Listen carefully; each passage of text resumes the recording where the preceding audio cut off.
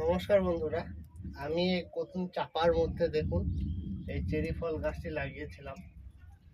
সম্পূর্ণ কাটিং দেখতে পাচ্ছেন, কেটে দিয়ে এই ফেব্রুয়ারি মাসের দিকে সম্পূর্ণ কেটে দিয়েছিলাম। দেখুন কি সুন্দর চেরি ফল হয়েছে।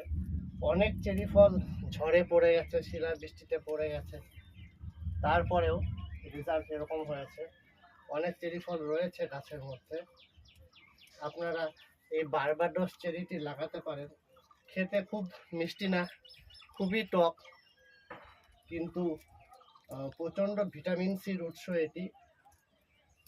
জল পেলে পচে যাচ্ছে, কারণ আমাদের এই উত্তরবঙ্গে কন্টিনিউ বৃষ্টি হয়ে যাচ্ছে। আপনারা এই চেরি ফল গাছটি অবশ্যই লাগান এবং রেজাল্ট খুবই ভালো। মেনটেন্যান্স কম, রোগ কম, শুধুমাত্র মিলিবাগের আক্রমণ হয়, শ্যাম্পু জল স্প্রে করে ছাই ছিটিয়ে দেবেন, খুব ভালো থাকবে।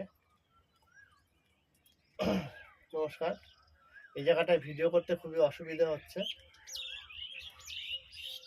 এবং বৃষ্টিও পড়ছে এবং গা ভিজে যাচ্ছে।